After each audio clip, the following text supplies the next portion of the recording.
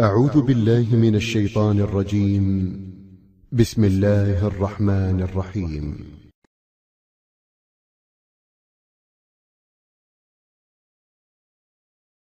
أتيت إليك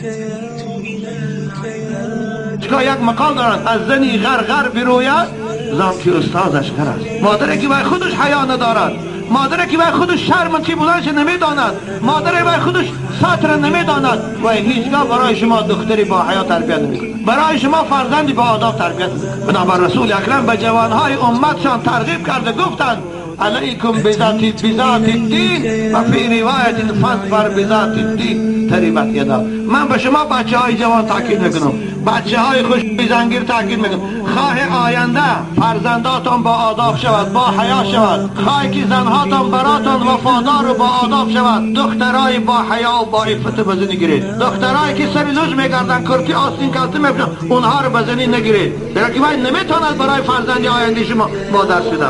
این امر خدا هست، میشود امر رئیس جمهور کسی اجرا نکند. چگونه ما امر خدا رو نمیتون اجرا نمیکنیم؟ فقط در پیشگاه خدا چی جواب بدید؟ پدرای از شما فقط چی جواب بدید؟ خداوند به خاطر یک زن 4 مرد فقط عذاب میکند. حضرت امام حفص کبیری بخاری میگه یکی پدرش، یکی شوهرش، یکی برادرش، یکی فرزندش. بنابراین بچه های خوشرو برای زناتان شما جوابگر هستید. امروز زنها در سری لوج میگردد، کرتی آستین کلته میپوشد، پیشی برش لوج در کوچه میگردد، شما برای را فقط جواب میدید.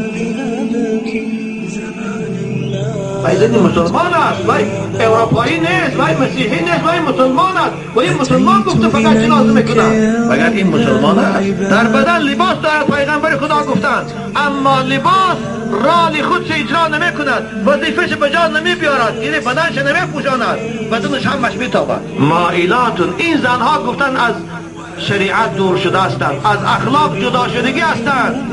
ممیلاتون، دیگرها هم از اخلاق دور کننده هستند.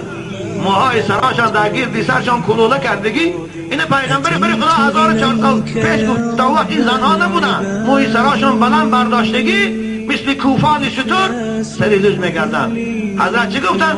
لا يدخلن الجنة، این زنها بهشت نمیدرایند و لا یذقن نعیمها، بوی بهشت نمیدرایند. در روایت دیگر حضرت گفتن العنوهن فانهن ملعونات، این تو زنهای بی حیا و بی حجاب لعنت کنه، زیرا کنها لعنت کرده شده است. آخه پدرای عزیز، شوهرای عزیز، آخر شما در لعنت خدا گرفتار وقتی که دختراتان این تو میگردن. نگوید زبان هم است، زبان هیچی نیست است. زبان ما و شما تغییر بدیم، مدنیت ما و شما میبراریم. انسان است مدنیت ساز، انسان است تغییر دهنده زمان. وقتی که من تو دخترامون با رویمال کوچکی برآوردیم، دیگه هم دخترش با رویمال برای میشود چیه همه رویمال پو. مگر دختری تاجیک با رویمال نمیتواند مادر خواهر شفقت شود؟ مگر دختری تاجیک با رویمال نمیتواند در بازار شین سودا کند؟ مگر دختری تاجیک با رویمال نمیتواند در دکان شین سودا کند؟ مگر برای همین شرط است که آستینش تا آرینج بردن دو سری لوج کند؟ اولش عیبای شما پدراست که پروا ندارید. لباس شما میخرید، 100 سامون و 200 دلار لباس میبرید، دست دخترتون میدید، او چگونه لباس میدوزد نمیپرسه که بچه چون این تو دختی؟ آتون مسلمانی، تو رو من مسلمان تربیت کردی شدم، این لباسی تو لباسی کافران، شما این تو پوشیدش دادی، یک بار نمیگوید. حالا قرآن پروردگار به زنهای مسلمان و به مردها و به پدرها خطاب میکند یا ایها النبی قل لازواجک و بناتک و نساء المؤمنین یدنین علیهن من جلابیبهن. این امر خدا هست، این امر رئیس جمهور نیست. امر فرمان جمهور برات خوابتان نمیبرد، برای اجرا کردنش خانه به خانه میدوید.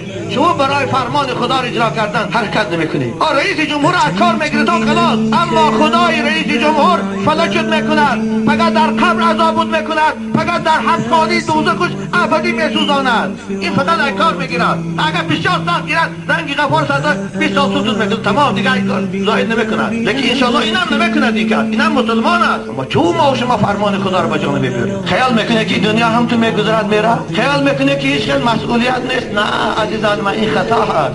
فقط شما در کرسی جنایت یک همه ما میشینیم.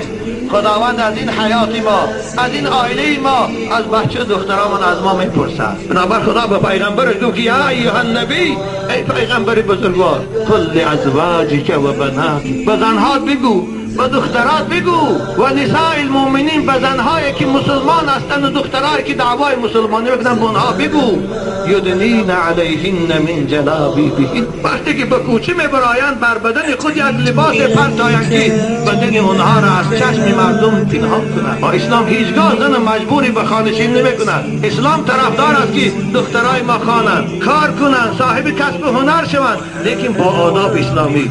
ما باشه هیچ چیز نداره، 100 سال از اروپا کفا مونده، محتاج اروپایی هستیم، اما در بد اخلاقی از ما پیش رفتیم. اگر دختران در پیشگاه خدا بالای شما دعوا میکنن که خدای اول پدر مادر من عذاب کن، که این پدر مادر یک بار من نگو که بچه به تو مسلمان روی مال بند، یک بار نگو بچه به تو مسلمانی کرتی آستیندار پوش نگو. بنابراین فتوای من است و فتوای انشاءالله هر عالم با تقواست. هر دختری که سری لج میگردد کرتی آستین کلته میپوشد و این نکاحش درست نیست. پدر مادرای عزیز و یار زکس کنه مانند همه روسا بارین آنی شوهرش بره تیتان و یار نکاح نکنه. نکاح برای دو مسلمان درست بشود. خداوند در قرآن نکاح امر میکنه فانکحوا ما طاب لکم من النساء، برای مردی مسلمان و زنی مسلمان.